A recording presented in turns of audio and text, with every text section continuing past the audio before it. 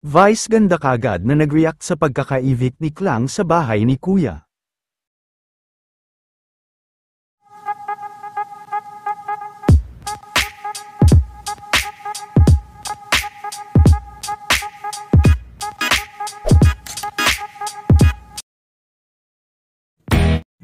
Matapos ang naging resulta kanina ng pagka-evict ng isa sa mga anak-anakan ni Vice na si Clarice, ay kaagad na itong nag-react, at nagpakita ng suporta, at ayon nga kay Vice ay hindi nila pababayaan si Klang sa paglabas nito sa bahay ni Kuya, nakahanda na rin, ang mga ganap at susunod na concert ni Klang ayon kay Vice.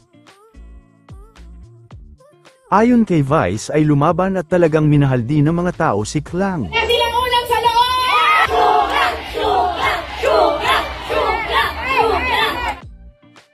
Di man siya ang maging big winner, sobrang proud ako sa kanya. Walang nawala, di ako nang hihinayang, may inani pa, mas dumami ng lubos ang naniniwala at humahanga sa kanya.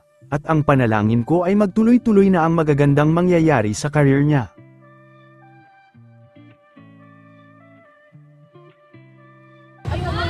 Andiyan na yung sundo ni Ate Klang, nanay niya. Ba't kaya andito na yung sundo pero hindi pa rin sila lumalabas. Dati pag may sundo na lumalabas na rin.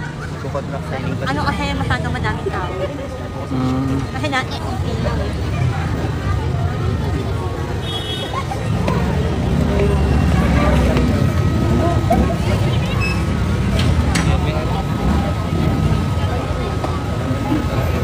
Papasok kami? Sana all pwedeng pumasok. Hindi, naalis na kami. Sino kaya yun? Ba't kaya may mga pinapapasok na hindi kayo? Naalis na ako kanina eh. Hello? Mga relatives ba yan?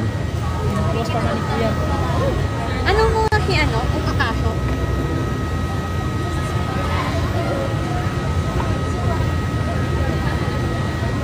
Ba't to may pinapapasok? Papasok ba? Ano oras? Papasok na ba?